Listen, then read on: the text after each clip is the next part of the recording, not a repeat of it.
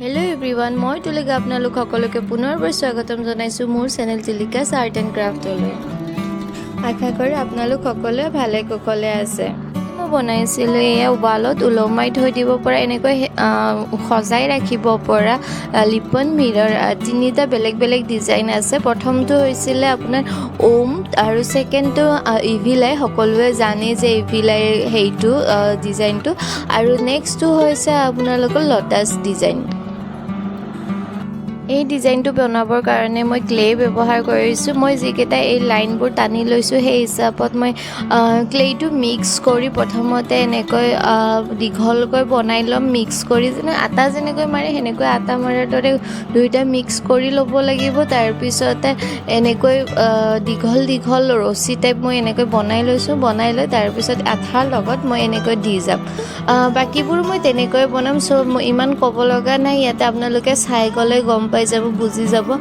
আৰু তাৰ কাৰণে মই এই ক্লেবোৰ লগোৱা হোৱাৰ পিছতে কালাৰ কৰি দিম। কালাৰ কৰা হোৱাৰ পিছত মিৰৰো ব্যৱহাৰ কৰিম, তো আপোনালোকে চাই ল'ব। কালাৰ কৰা হোৱাৰ পিছত প্ৰথমতে কিন্তু মই ইয়াতে বাৰ্নিছ ব্যৱহাৰ কৰিম। বাৰ্নিছটো দিলে কি হয় কি আপোনালোকৰ সোনকালে বেয়া নহয় আৰু বস্তুবোৰ ধুনীয়া চাইনিং হৈ থাকে, সেইটো কাৰণে আৰু কালাৰবোৰ উঠি যোৱাৰ চান্স নাথাকে। তো মই বাৰ্নিছ ব্যৱহাৰ কৰি দিম। এইবোৰ মই সৰু সৰু ডিজাইন দিছোঁ। এইবোৰ ডিজাইন আপুনি যিকোনো বস্তুৰ লগতে দিব পাৰে, পেঞ্চিলৰ জোং বা তেনেকৈ যি আছে সেনেকুৱা সুবিধা আছে এনেকৈ দি দিব পাৰে।